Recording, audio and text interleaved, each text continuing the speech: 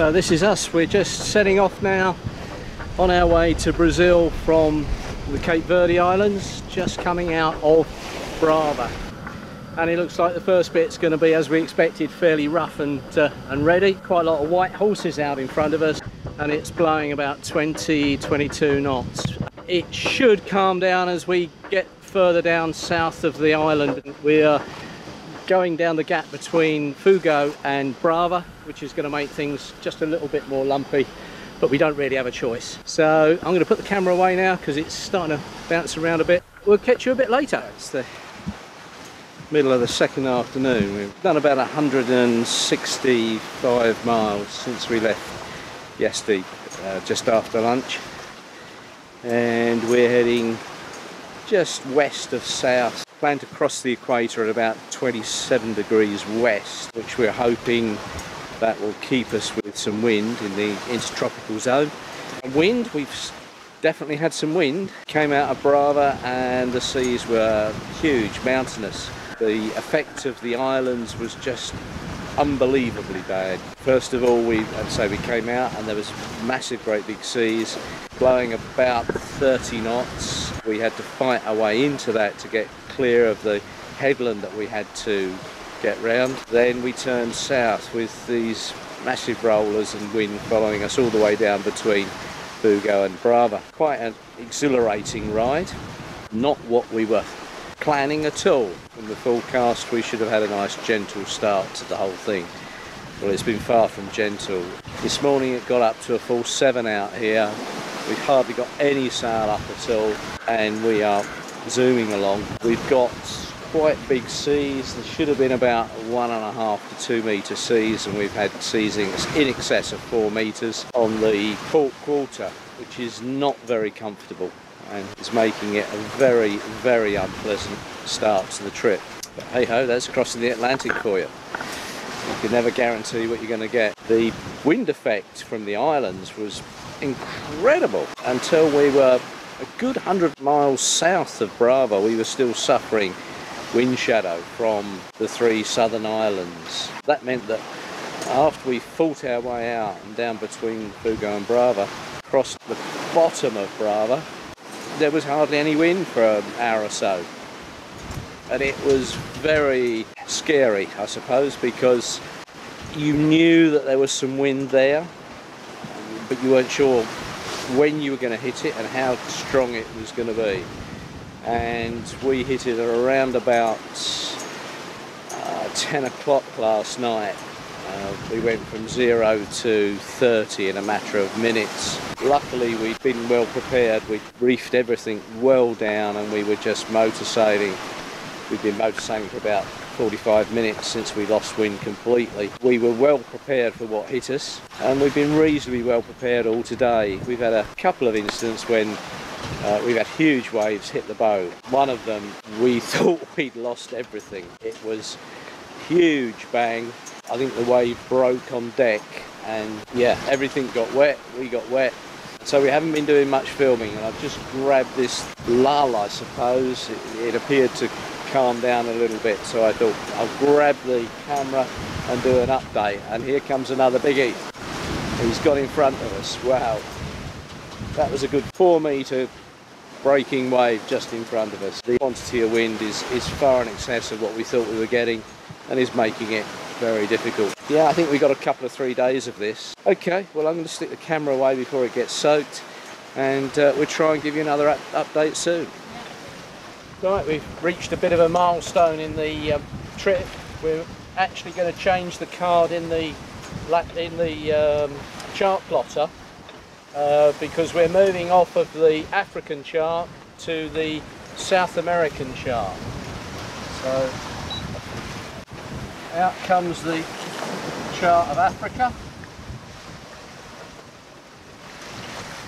and in goes the chart for South America and the Caribbean.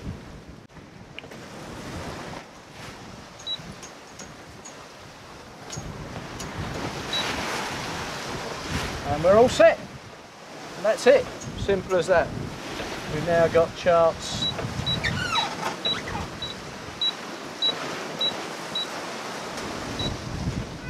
all of South America and the Caribbean actually in the chart plotter. And that's our current position, approximately 350 miles south, just west of south of the Cape Verde Islands.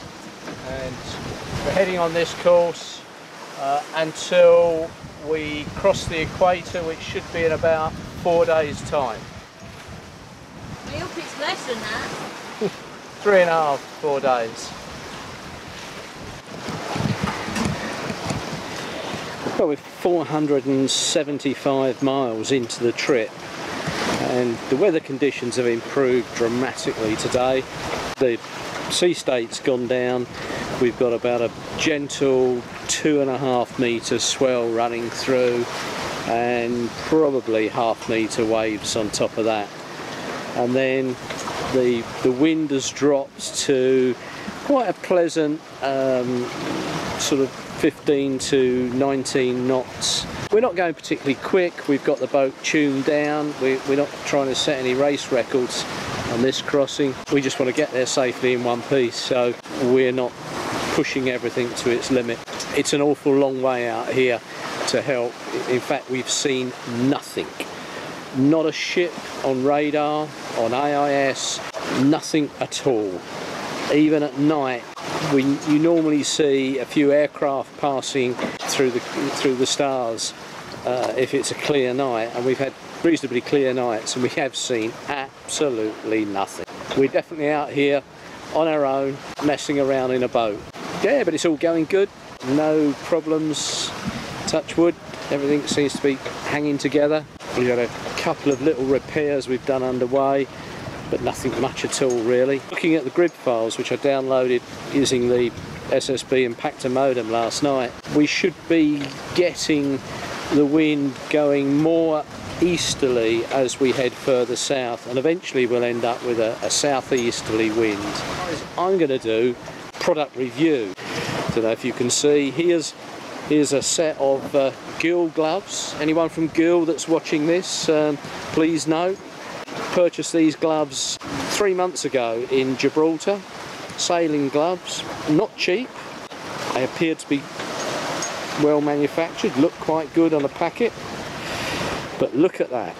That's less than 3 months of sailing, and you can put your, let's see if you can put your finger right through the gloves. Absolutely useless as sailing gloves. You know, not been doing hard sailing by any stretch of the imagination, but for a pair of sailing gloves that are less than 3 months old, that is not good. And the fingers and the protection, everything's fraying. So Gill sailing gloves, don't buy those ones. What you making there, Ali? I'm making banana pancake mix for the morning because we've got far too many squishy, yucky bananas. And what else is going on in the oven now? My bread is nearly finished and your bread is just about to be dealt with. Right. So, home baking on the high seas? Well, it's a case of no choice.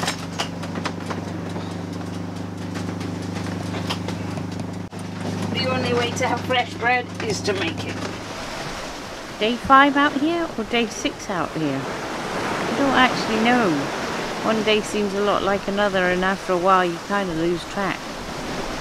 Anyway, weather's calmed down an awful lot.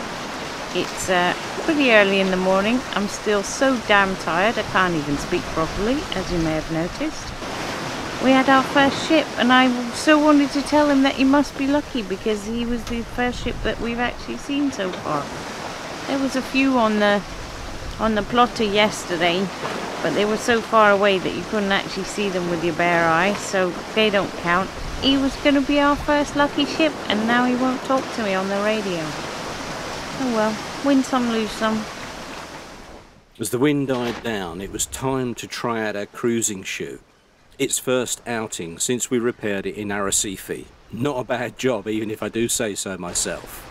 Unfortunately, as always on a boat, the wind didn't stay as we wished it to, and we were soon having to put the cruising chute away as we just didn't want to blow it out again. Oh yeah, we had all the dramas of the wind shift and up with the spinnaker, down with the spinnaker, in with the sails, out with the sails. Yeah, it was a really active night. Tonight we have this. I don't know if yes, I think the chart plotter's just picking it up.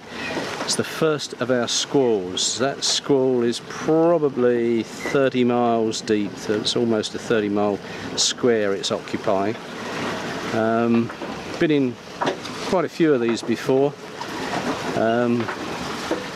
They normally got enormous amounts of rain, and that would be really good. That would give the boat a wash. Don't tend to have a lot of wind, although they can. We've been sort of heading towards it now for about the last 45 minutes, and did some quick preparation. Went around, disconnected all the electronics that might be affected. All our hard drives and NAS system is all disconnected and put away. Dropped all the SSB antenna and disconnected all the VHF antennas. And then we decided that we'd just pull in all the sails so we've got manoeuvrability, because we had everything rigged out wing on poles and stuff. So we've just folded all that away, and we're just gently motoring towards it to see what's going to happen. In my experience, you can't go around them. You cannot get away from these things. So we're just going to gently motor on. Using the radar with the rain filter, you can tune out the majority of the squall. I'll show you how we do that. We've got the rain filter there, and if I bring the rain filter up, you'll see that the majority disappears, apart from a couple of spots just there, which are the centre of the rain, which that's where the torrential rain is, and that's rain like you've never seen. So that's the situation at the moment. Obviously I'm going to put this camera away because I don't want it to get wet. This isn't a waterproof one, and we'll come back to you the other side. Well, there you go. I told you there's going to be a bit of rain in it. The wind has shifted round, went about 180 degrees, so we're very glad we took all the sails in and got prepared. Now we're getting a bit of a wash. We're hiding under the bimini. Time to exit stage right, as they say. Draining off the back of the radar there. Whoa. At least the boat's getting a wash after it got absolutely filthy in Mindelo. All the sand and mud and dust that was flying around and just turned the boat completely brown. Hopefully it's all starting to get washed off. Take a couple more of these though to get rid of it all. Well, that's what a tropical squall's like on board a boat, late at night. Sunrise the next morning, and it's just as if it never happened. At last we have nice flat seas, and we're just coasting along, gradually eating up the miles. As we left Brava, we thought we'd run over a fishing pot or picked up a fishing line on the prop or on the rudder, and we just hadn't had time to do anything about it. It was really good to see that the bottom of the boat was still perfectly clean. We have travelled well over 2,000 miles since we copper coated it in Portugal. All that work really has paid off. Across the equator we will turn slightly more west, and then we'll be able to use our cruising chute, which is down here, and that's laying there ready to be hoisted. We hoisted it the other night briefly, as you saw, but we didn't want to leave it out because the wind got up. Having just repaired it, we didn't want to rip it again, so we've been saving it for this part of the journey.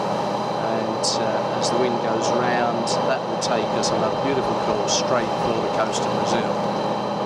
Hopefully it'll be enjoyable sailing.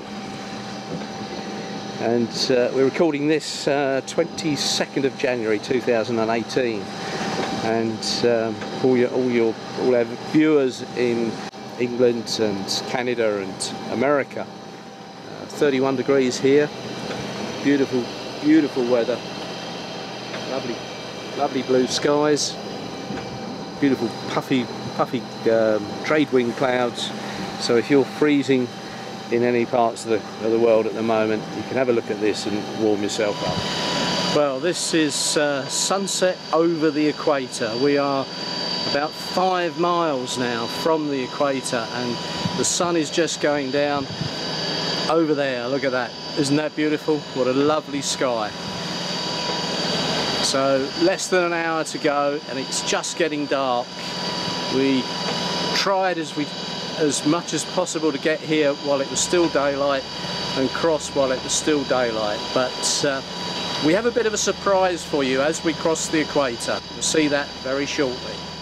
It's over 900 miles since we left Brava, and we're going to cross the line together with another ship, the Saga Monol. 2, 1, 0! No! We're in the South Atlantic. He even slows down to make the timing perfect.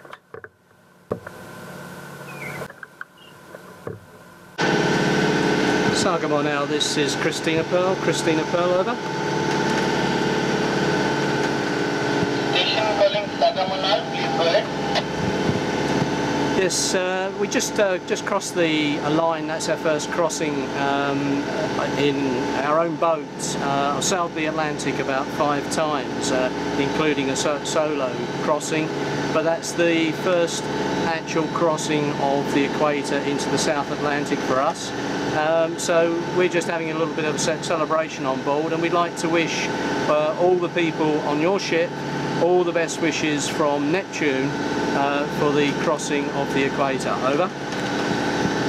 Congratulations to your crew also for achieving this feat, and bless Neptune may bless you. Thank you. Many thanks. Christina Pearl out.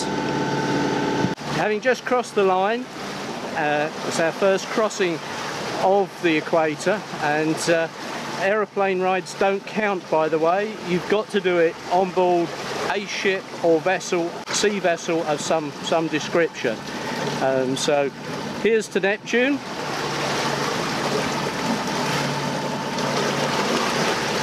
Here's to 0000 and Neptune, of course.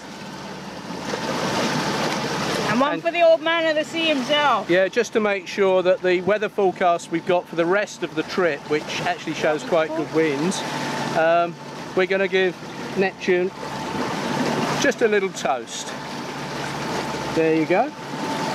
So hopefully now we've blessed Neptune. I better give him one too. You better give him one as luck. well, yeah. After crossing the equator, we turned down our course for Cabedelo in Brazil. It was time to see if all our hard work on the repair of the cruising chute was going to work. So we hoisted it and away we went. It was fantastic.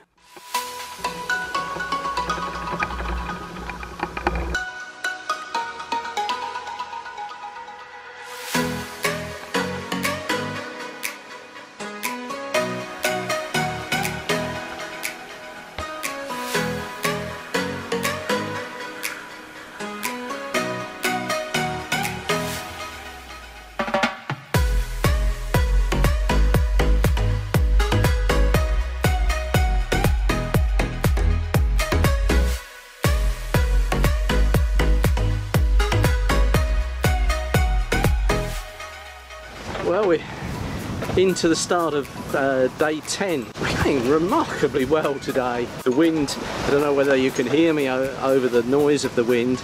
Wind's blowing pretty consistently 12 to 14 knots today, and it's well, actually looking at the indicator, it's a bit more than the beam reach now. It's going more of a point, but we've had a good beam reach and we've been making fabulous speeds today. Not really trying to push it on this crossing. We didn't intend it to be any form of race. We know there are races across the Atlantic in guises of rallies, but to me everything that gets a prize for first place has got to be a race. I don't really think it's the ideal thing for amateurs to take their boats across the Atlantic racing, so yeah, not really trying to race or set any records, but we are going quite well today.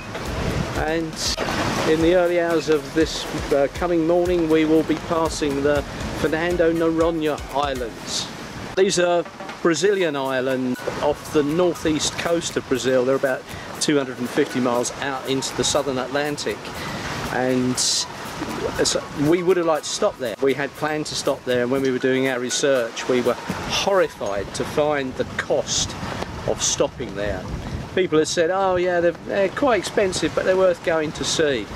You had to pay extra to go into any of the national park facilities, which included the beaches, which included apparently a ropey old fort they've got there. We're like most cruisers on a limited budget, and we're sort of pretty canny about how we're going to spend our money, and we thought that that was just not worth it. One lovely beach can be as good as another lovely beach. I've seen lots of lovely beaches. We've had some fantastic anchorages that cost us absolutely nothing. We decided that we'd give those islands a miss. Instead we're heading straight to Cabedelo. We're just 35 miles to go to the entrance to Cabedelo. We decided that we better give our ensign a new lease of life. Although there's a good few miles left in this one yet, I think it would be nice to have a new one for a new country. So how's that? Brand new ensign for a brand new country. Just a few miles now from Brazil, and we should be in there just after midnight. But of course no Atlantic crossing would be complete without a disaster mid-Atlantic. And here's our disaster. Ali came to me a couple of hours ago very sheepishly after we're battening down the hatches because of a rain squall.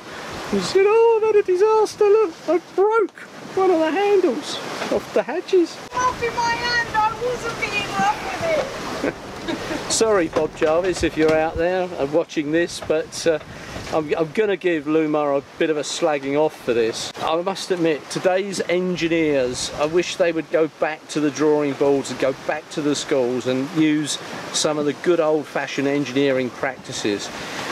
This is a pretty vital piece of equipment on a boat, and in fact there are two hatches on this boat that use these handles, and I did have one break on the last crossing that I did.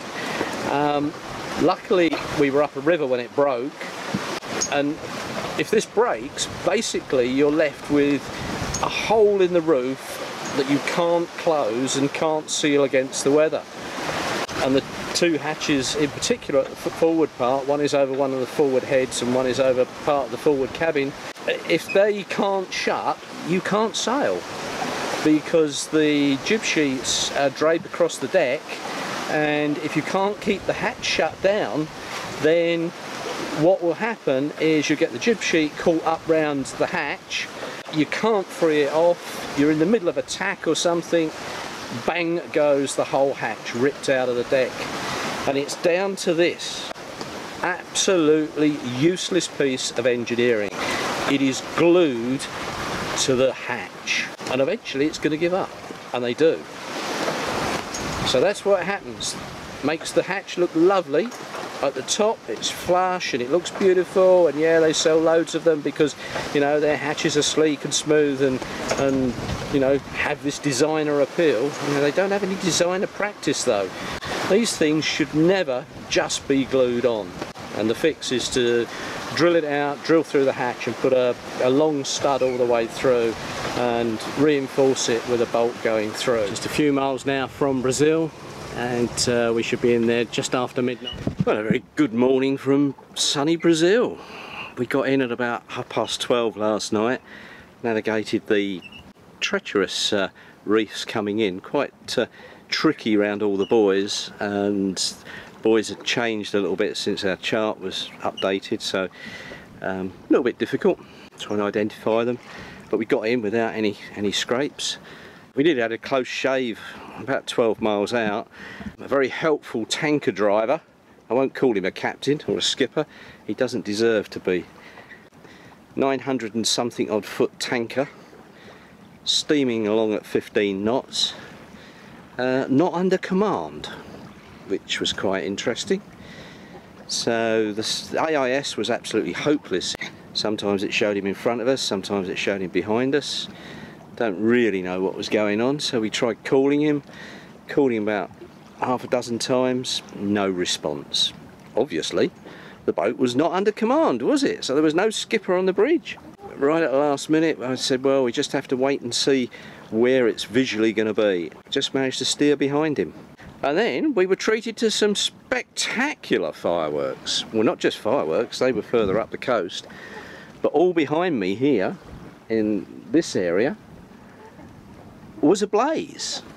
Massive, massive, what looked like forest fires or wildfires, exploding in huge fireballs. And this went on right, well, even after we were anchored, we could see the glow all down this coastline. So there was obviously some, or probably still is, some massive fires.